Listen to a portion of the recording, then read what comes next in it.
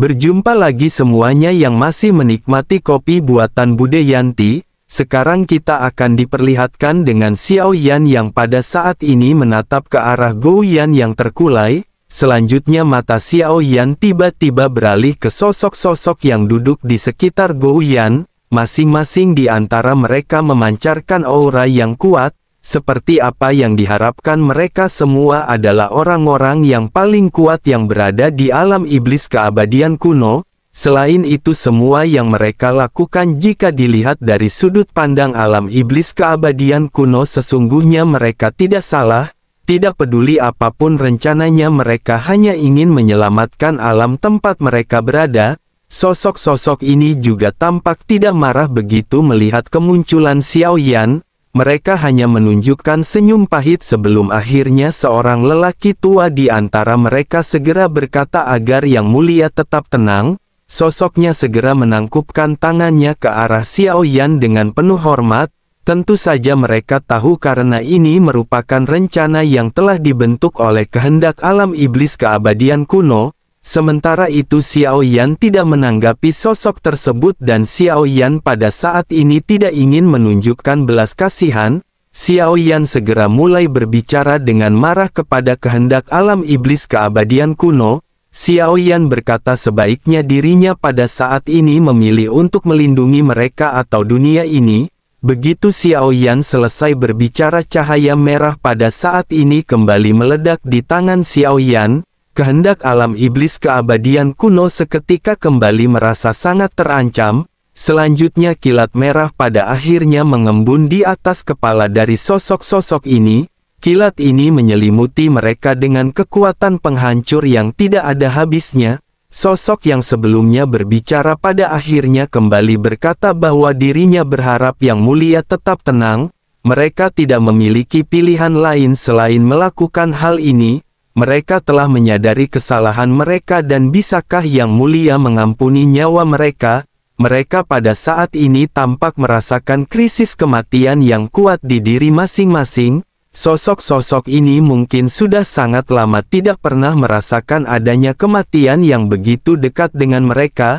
Bahkan para keabadian dewa pun masih belum bisa menghilangkan rasa takut saat menghadapi kematian. Semua sosok pada akhirnya berlutut di hadapan Xiao Yan. Guntur merah yang tergantung di atas kepala mereka sepertinya mampu merenggut nyawa mereka dalam sekejap mata. Xiao Yan pada saat ini dengan acuh tak acuh dan tidak menunjukkan belas kasih segera memerintahkan kehendak alam iblis keabadian kuno untuk menghabisi mereka.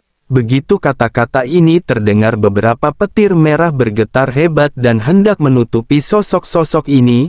Namun sesaat kemudian semua petir merah ini tiba-tiba berhenti. Mata Xiao Yan pada saat ini menyusut karena Xiao Yan tahu alasan mengapa kehendak alam iblis keabadian tidak berani melakukan hal ini.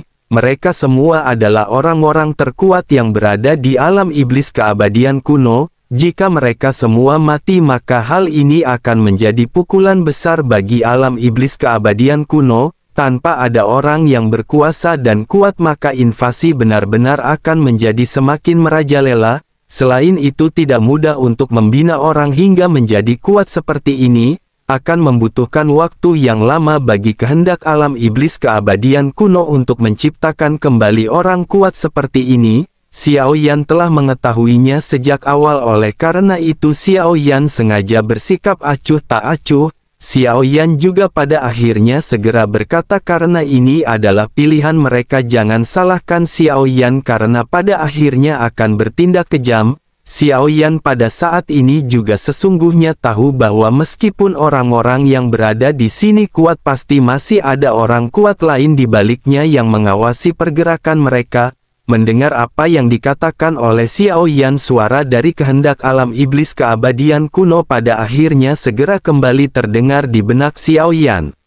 Sosoknya pada saat ini berkata bahwa Xiao Yan bisa mengambil tindakan untuk memperbaiki penghalang dunia. Dengan begitu maka Xiao Yan bisa mengajukan persyaratan apa yang diinginkan oleh Xiao Yan seperti sebelumnya. Xiao Yan pada saat ini sedikit terdiam mendengar apa yang baru saja dikatakan oleh kehendak alam iblis keabadian kuno. Xiao Yan memahami bahwa permintaan Xiao Yan sebelumnya memang sulit untuk diterima.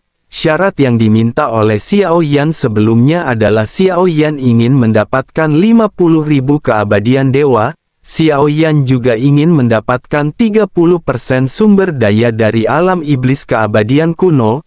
Namun setelah dipikir-pikir karena kehendak alam iblis keabadian kuno telah bertindak terlalu jauh, sehingga Xiao Yan pada saat ini ingin mengajukan persyaratan lain. Xiao Yan pada akhirnya segera berkata bahwa persyaratan Xiao Yan ini tidak akan bisa dirubah. Selain itu ada juga dua syarat lainnya. Begitu selesai berbicara, Xiao Yan melihat beberapa sosok yang diselimuti oleh guntur merah yang tergantung di kepala mereka.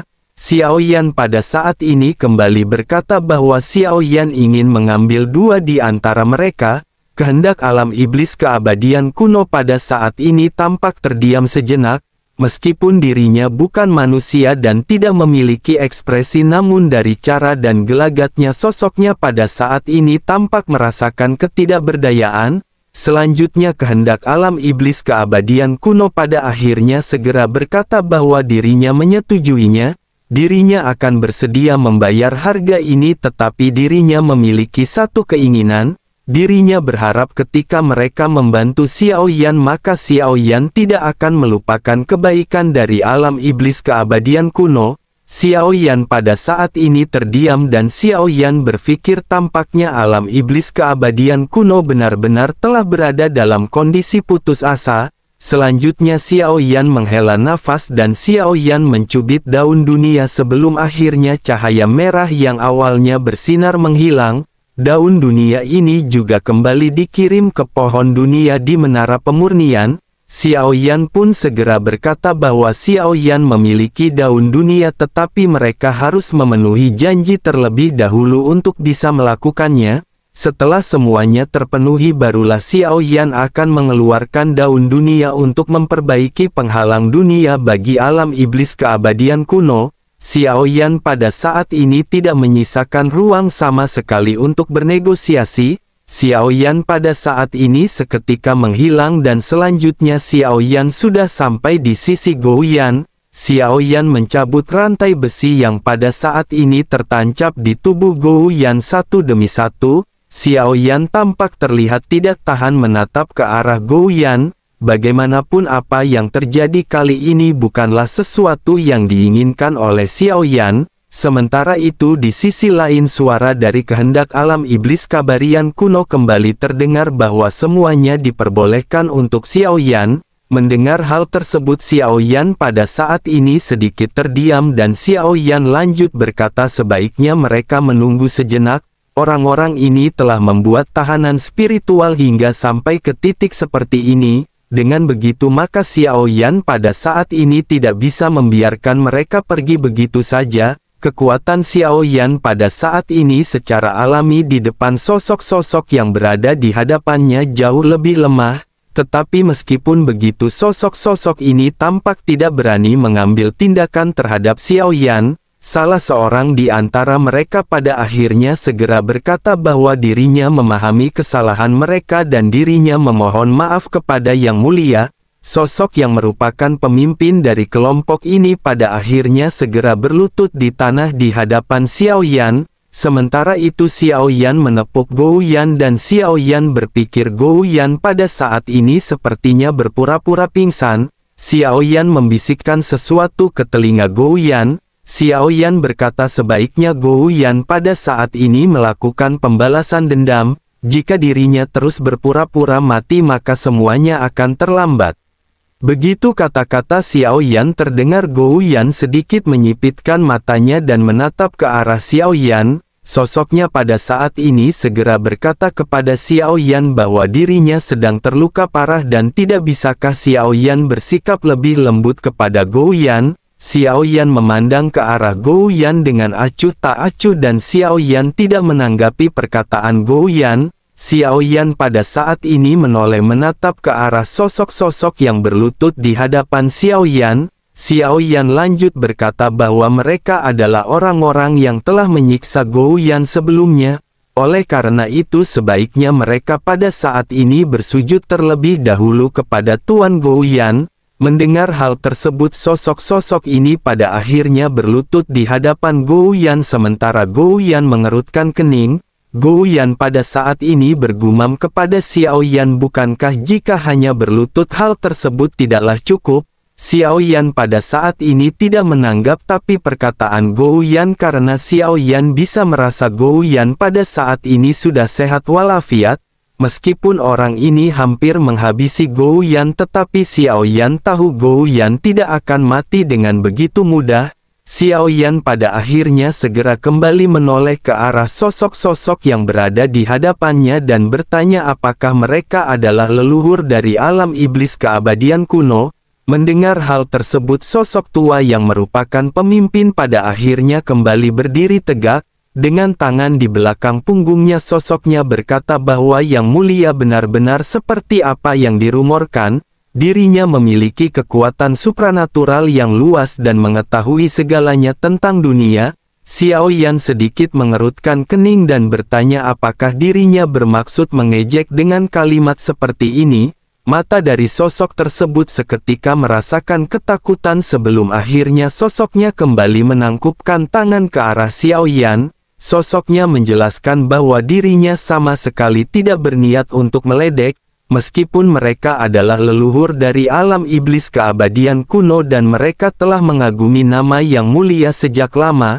Suatu kehormatan besar bagi mereka hingga pada akhirnya bisa bertemu dengan Yang Mulia. Bagaimana mungkin mereka berani mengucapkan kata-kata sarkastik seperti itu? Xiao Yan pada saat ini terdiam mendengar apa yang baru saja dikatakan oleh sosok tersebut.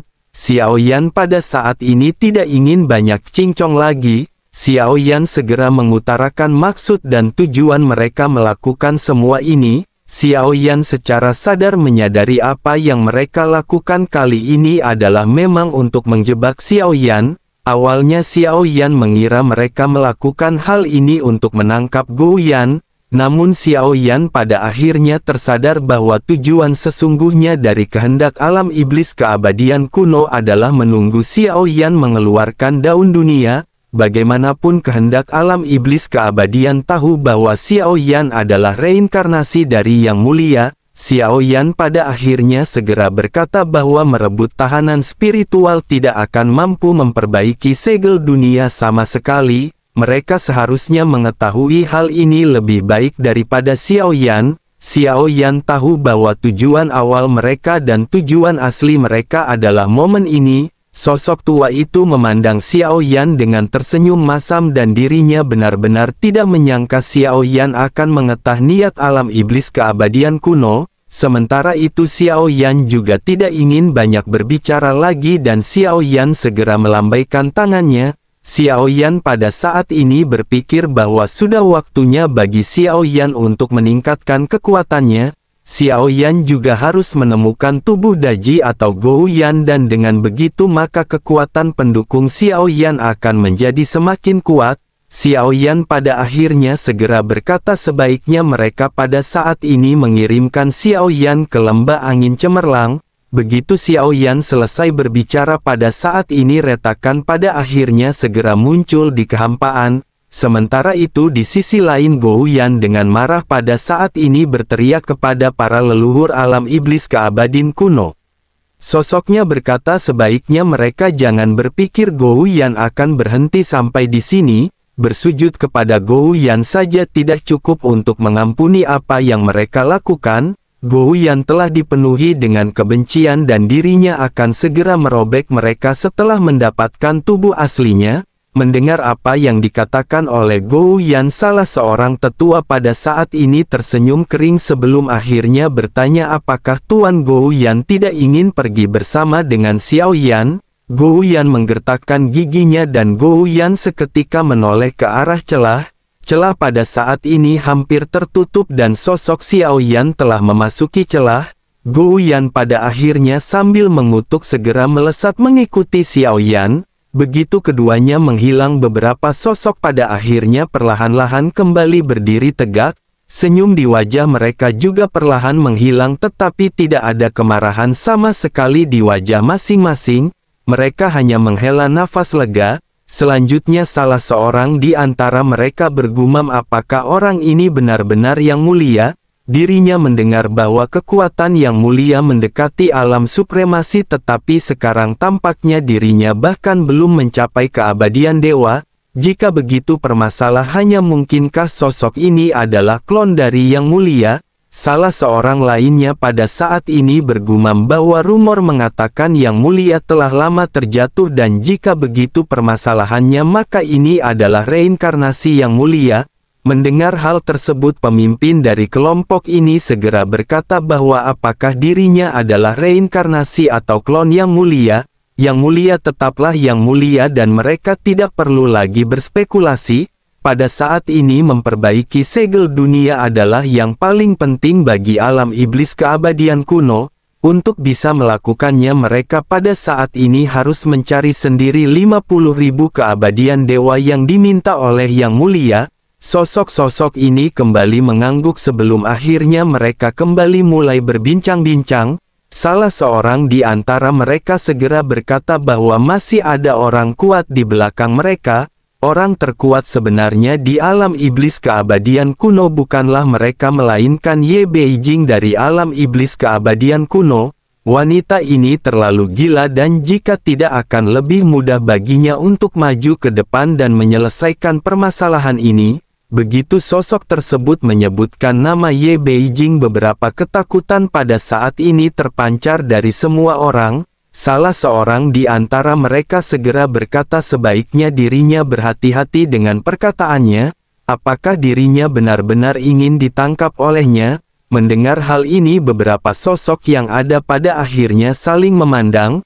Mereka mengangguk satu sama lain dan mereka memutuskan untuk tidak berbicara apa-apa lagi. Tampaknya menyebut nama Ye Beijing adalah hal yang tabu dan ada ekspresi ketakutan yang kuat di wajah mereka. Sementara itu di sisi lain di lembah angin cemerlang tampak terlihat lembah ini merupakan bintang yang sangat menarik. Bintang ini tampak seperti terbelah dua oleh pedang tajam. Pada saat ini retakan muncul di kehampaan di sekitar bintang dan sesosok tubuh kurus tiba-tiba keluar darinya. Setelah beberapa tarikan napas, bola mata biru juga terlihat mengikuti sosok tersebut dan ini adalah Xiao Yan dan Gou Yan. Gou Yan masih mengutuk ketika bertanya mengapa Xiao Yan tidak menunggunya. Bagaimana jika dirinya pada akhirnya ditangkap oleh orang-orang ini lagi? Mendengar hal tersebut Xiao Yan pada saat ini sedikit merenung sebelum akhirnya menatap ke arah Gou Yan. Xiao Yan lanjut berkata bahwa dirinya sesungguhnya benar-benar penasaran. Jika Xiao Yan tidak menyelamatkan Gou Yan kali ini, mungkinkah Gou Yan akan mati? Gou Yan pada saat ini tampak terlihat marah mendengar apa yang baru saja dikatakan oleh Xiao Yan.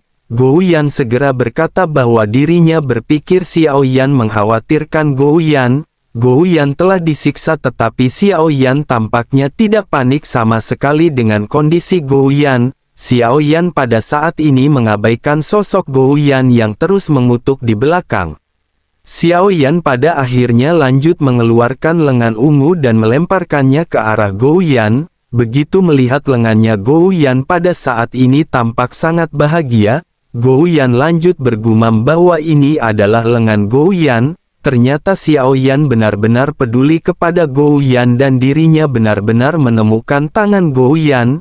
Gou Yan pada saat ini menatap ke arah sosok lengan yang bergerak-gerak dan berwarna ungu. Sesungguhnya warna ungu ini bukanlah warna asli dari lengan Gou Yan, namun setelah digunakan oleh orang lain dirinya tampaknya telah menghabisi terlalu banyak makhluk dan menyerap terlalu banyak energi jahat. Begitu lengan ini kembali ke sisi Gou Yan, warna ungu di atasnya mulai menghilang seolah monster itu telah dimurnikan. Pada akhirnya lengan ini memperlihatkan warna aslinya yang tampak tembus cahaya. Gou Yan pun bersemangat dan bergumam bahwa dirinya memiliki dua lengan, tetapi hal ini tidaklah buruk. Dengan cara ini maka dirinya akan bisa mengalahkan orang dengan tangannya sendiri. Sementara itu Xiao Yan pada saat ini telah memasuki lembah angin cemerlang dan di bagian terdalam dari cerah tersebut Xiao Yan melihat adanya kegelapan yang tersebar dan Xiao Yan melihat adanya beberapa bangunan. Xiao Yan lanjut berkata kepada Gou Yan sebaiknya Gou Yan merasakan apakah tubuhnya berada di sini.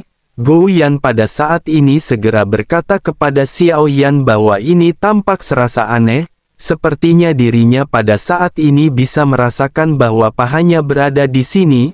Mendengar hal tersebut Xiao Yan kembali bertanya kepada Gou Yan tidak bisakah dirinya membiarkan pahanya keluar dengan sendirinya. Gou Yan bergumam bahwa dirinya pada saat ini bisa merasakannya tetapi dirinya tidak bisa mengendalikannya. Gou Yan pada saat ini bisa yakin bahwa yang dirasakan oleh Gou Yan adalah pahanya. Xiao Yan pada saat ini hanya bisa terdiam mendengar apa yang baru saja dikatakan oleh Gou Yan. Xiao Yan pada saat ini masih terus masuk ke dalam dan suasana di sekitar menjadi semakin gelap.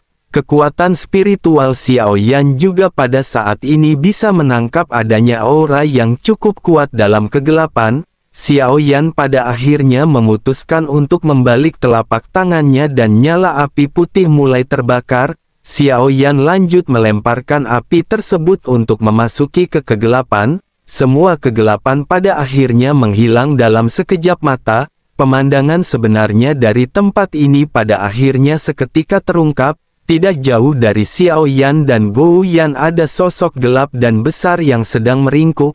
Begitu cahaya api putih bersinar sosok hitam ini seketika dengan cepat merangkak menuju ke sekitar. Setelah bayangan hitam mirip reptil ini menyebar ke segala arah Xiao Yan bisa melihat sesosok tubuh besar duduk di tengah-tengahnya. Xiao Yan melihat bahwa adanya energi hitam besar yang mengalir keluar dari tubuh sosok tersebut. Hal yang aneh terlihat pada wajahnya, dirinya tidak memiliki fitur wajah dan sama seperti lengan ungu yang didapatkan oleh Xiao Yan sebelumnya. Xiao Yan pada akhirnya bergumam bahwa sekarang Xiao Yan semakin pemasaran tentang siapakah identitas Daji yang sebenarnya. Mendengar apa yang dikatakan oleh Xiao Yan sosok tanpa wajah ini seketika tiba-tiba memutar wajahnya. Selanjutnya secara tidak terduga pada saat ini ada lebih dari belasan bola mata yang seperti bola anggur yang tumbuh. Bola-bola mata ini seketika menatap ke arah Xiao Yan dan Gou Yan. Sosoknya juga pada saat ini mengeluarkan suara ketika berkata bahwa sudah lama sekali dirinya tidak kedatangan tamu di lembah angin cemerlang.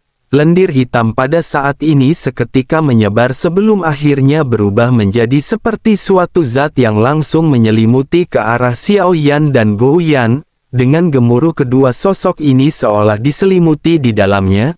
Namun pada saat ini sebuah percakapan lain segera terdengar dari udara dan guntur pada saat ini tampak terlihat menghilang di udara. Xiao Yan dan Gou Yan telah berpindah dan tampaknya serangan tersebut tidak bisa menyaingi kecepatan Xiao Yan. Xiao Yan bertanya kepada Gou Yan bukankah tubuh Gou Yan adalah monster? Tetapi meskipun begitu sesungguhnya Daji bukanlah monster atau manusia atau iblis. Hanya saja Gou Yan pada saat ini tidak menyangka bahwa pahanya akan berubah menjadi seperti monster seperti ini. Mendengar hal ini Xiao saat sedikit tersenyum pahit dan hanya bisa menghela nafas sambil menggelengkan kepalanya. Xiao Yan masih berbincang-bincang mengenai monster di hadapannya sambil menunjuk ke arah monster tersebut dan melihat hal ini monster tanpa wajah seolah-olah merasa bahwa dirinya sama sekali tidak diperhitungkan di hadapan Xiao Yan. Dihadapkan dengan penghinaan seperti ini monster tidak berwajah pada akhirnya melompat ke udara sambil mengaum. Saat dirinya berada di udara tiba-tiba dirinya melangkah langsung ke arah Xiao Yan dan Gou Yan. Gou Yan bereaksi dengan cepat dan segera berubah menjadi seukuran telapak tangan sebelum akhirnya menyelinap ke dalam lengan baju Xiao Yan. Sementara itu zat hitam tiba-tiba meraung di udara mengembun menjadi bola hitam sebelum akhirnya berubah menjadi telapak kaki di udara. Telapak kaki ini langsung dilesatkan ke arah Xiao Yan. Di mata Xiao Yan serangan seperti ini masih terlalu lambat dan tidak mungkin akan bisa mengenai Xiao Yan. Guntur di bawah kaki Xiao Yan kembali menggeliat dan sosok Xiao Yan dengan mudah menghindari serangan monster tanpa wajah. Sementara itu di sisi lain monster tanpa wajah pada saat ini sedikit bergetar sebelum akhirnya kecepatannya meningkat secara tiba-tiba. Kakinya yang panjang pada saat ini segera menyapu ke arah Xiao Yan. Kali ini Xiao Yan tidak menghindar dan Xiao Yan segera mengangkat tangannya sambil melesatkan tinjunya ke arah serangan sosok tersebut. Suara benturan keras pada akhirnya seketika terdengar di lembah angin cemerlang. Saat bayangan hitam mendekati Xiao Yan, mereka pada saat ini tampak terlihat membumbung ke langit. Dirinya mengeluarkan zat yang seperti serangga. Namun di hadapan Xiao Yan pada saat ini serangan tersebut sama sekali tidak akan bisa bersaing dengan tinju Xiao Yan. Xiao Yan pun seketika melesatkan serangan dan benar-benar berhasil menggenggam sosok kaki tersebut. Selanjutnya Xiao Yan menghantamkannya ke arah tanah berkali-kali dan hal ini membuat Gou Yan mengerutkan kening. Gou Yan pada saat ini berkata kepada Xiao Yan sebaiknya Xiao Yan bersikap lembut. Xiao Yan jangan mematahkan kakinya yang panjang karena itu akan merugikan Gou Yan. Pada saat ini memandangi monster tidak berwajah yang tampak roboh di tanah. Sesaat kemudian suara tawa pada saat ini terdengar dari sosok tersebut. Sosoknya lanjut berkata bahwa dirinya sudah lama sekali tidak merasakan tantangan seperti ini. Xiao Yan mengangkat alisnya sedikit begitu Xiao Yan mendengar apa yang dikatakan oleh sosok tersebut. Selanjutnya Xiao Yan melihat bahwa sosok ini berubah menjadi ukuran normal dan bola mata padat di kepalanya terus bergerak. Tubuhnya ditutupi oleh lapisan koreng hitam dan bahkan ada ekor yang tumbuh di pantatnya. Xiao Yan pada saat ini terkejut dan tidak pernah menyangka bahwa sosok ini bisa berubah wujud. Selanjutnya sosok tersebut pada saat ini kembali melesatkan serangan menuju ke arah Xiao Yan. Xiao Yan juga pada akhirnya segera melesatkan tinjunya lagi untuk berhadapan dengan sosok tersebut. Benturan di antara kedua belah pihak kembali terjadi. Xiao Yan kembali dikejutkan dengan sosok tersebut yang mampu menghadapi serangan Xiao Yan. Sosok tersebut juga kembali tertawa dan berkata sebaiknya Xiao Yan menunjukkan semua kekuatannya. Dirinya ingin melihat berapa banyak trik yang bisa dikeluarkan oleh Xiao Yan ketika berhadapan dengannya. Xiao Yan pada saat ini menggertakkan gigi dan bergumam bahwa ini merupakan kepercayaan diri yang sangat sial. Mungkinkah Gou Yan masih membawanya meskipun tubuh Gou Yan pada akhirnya terpotong-potong. Ekspresi Xiao Yan selanjutnya berubah menjadi gelap dan sosok Xiao Yan pada saat ini tiba-tiba menghilang. Saat berikutnya cahaya keemasan meraung dan tinju Xiao Yan yang besar tampak terjatuh muncul di udara tipis. Sementara itu tubuh dari sosok monster ini pada akhirnya segera berubah menjadi sosok manusia. Begitu cahaya keemasan ini meraung sosoknya tidak menghindar tetapi segera melesatkan tinjunya ke arah Xiao Yan. Ledakan pada akhirnya kembali terjadi dengan tinju kuat Xiao Yan yang pada saat ini benar-benar berhasil ditahan. Sosok itu pun seketika kembali berkata bahwa kekuatan ini saja tidak cukup. Begitu suara aneh ini keluar, tangan emas Xiao Yan pada akhirnya segera meledak dengan keras dan mulai terlempar. Mata Xiao Yan seketika menyusut dan Xiao Yan tidak menyangka bahwa tinjunya tidak hanya berhasil ditahan tetapi juga berhasil dipukul mundur. Bersamaan dengan hal tersebut pada saat ini kedua belah pihak pada akhirnya kembali saling berhantaman satu sama lain.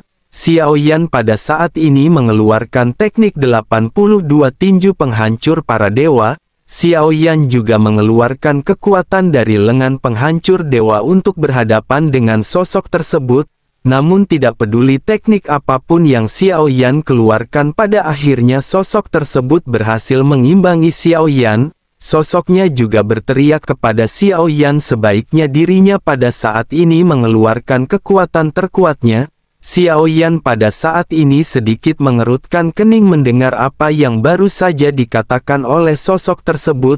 Xiao Yan pada akhirnya memutuskan untuk tidak lagi membuang banyak waktu dan Xiao Yan segera merubah tubuhnya menjadi ukuran beberapa ribu meter. Awalnya Xiao Yan ingin melihat apakah Xiao Yan bisa melihat metode yang digunakan oleh sosok tersebut. Dengan begitu Xiao Yan berharap bisa mendapatkan informasi lebih lanjut mengenai sosok Daji. Namun karena situasi telah sampai di titik ini, Xiao Yan pada akhirnya tidak ingin lagi membuang banyak waktu. Xiao Yan segera bergegas melesatkan tinju besarnya menuju ke arah sosok monster tanpa wajah. Melihat serangan Xiao Yan ini, sosok tersebut juga segera mengayunkan tinjunya ke arah sosok Xiao Yan yang besar. Namun begitu kedua belah pihak pada saat ini hendak berhantaman, tiba-tiba tinju dari monster tidak berwajah seketika mulai menghindar. Tinju ini menghindari tinju Xiao Yan dan langsung menuju ke arah jantung Xiao Yan. Terdengar suara teredam dan pada saat ini sosok tersebut langsung memasuki tubuh Xiao Yan. Xiao Yan bisa merasakan adanya rasa sakit dan Xiao Yan pada saat ini menundukkan kepalanya. Ada lubang berdarah yang muncul di dadanya dan monster tidak berwajah pada saat ini menyerang Xiao Yan dari dalam. Xiao Yan menggertakkan gigi dan Xiao Yan pada saat ini hanya bisa mengecilkan ukuran tubuhnya, tetapi sebelum Xiao Yan bereaksi, gelombang kuat datang dari tubuhnya dan dengan keras tubuh Xiao Yan meledak. Seluruh tubuh bagian atas Xiao Yan berlumuran darah dan daging dan potongan daging yang tidak terhitung jumlahnya berterbangan kemana-mana. Adapun monster tanpa wajah pada saat ini juga segera keluar dari tubuh Xiao Yan. Meskipun hal ini tidak menyebabkan kematian pada Xiao Yan, tetapi ini merupakan waktu terbaik untuk menghabisi Xiao Yan. Monster tidak berwajah pada saat ini di kejauhan tertawa terbahak-bahak. Ada kegilaan dan kebencian yang terpancar dari sosok tersebut. Sosoknya pada saat ini lanjut berkata bahwa dirinya tidak menyangka Yang Mulia akan mengalaminya hari ini. Dirinya benar-benar puas bisa melakukan hal ini dan dirinya benar-benar ingin mengungkapkan kebenciannya kepada Yang Mulia. Dirinya telah mengikuti Yang Mulia di sepanjang hidupnya. Tetapi pada akhirnya dirinya berkomplot melawannya dan membuatnya kalah dan hancur berkeping-keping. Menurutnya Yang Mulia merupakan tuan yang sangat baik. Mendengar apa yang dikatakan oleh sosok tersebut, Xiao Yan pada saat ini sedikit menyadari sesuatu. Xiao Yan berpikir di benaknya dan Xiao Yan pada saat ini tidak tahu apakah ini juga merupakan pengaturan yang dibuat oleh Yang Mulia. Namun meskipun begitu Xiao Yan bisa mengetahui dan bisa merasakan bahwa sepertinya kekuatan Daji ini sangat kuat. Bola mata bisa disebut tahanan spiritual dan memiliki kekuatan segel yang begitu kuat. Paha ini bisa berubah menjadi monster seperti itu. Xiao Yan benar-benar ingin tahu eksistensi macam apakah Daji ini. Namun setelah memikirkan apa yang baru saja dikatakan oleh sosok tersebut, Xiao Yan bertanya-tanya mengapa Gou Yan tidak pernah memiliki keinginan untuk membalas dendam kepada Xiao Yan. Secara logika Gou Yan memiliki peluang yang lebih baik jika dibandingkan dengan sosok tersebut. Ketika Xiao Yan dalam kondisi terlemahnya akibat pertempuran, Gou Yan bisa saja menghabisi Xiao Yan. Namun Gou Yan benar-benar tidak melakukan hal tersebut.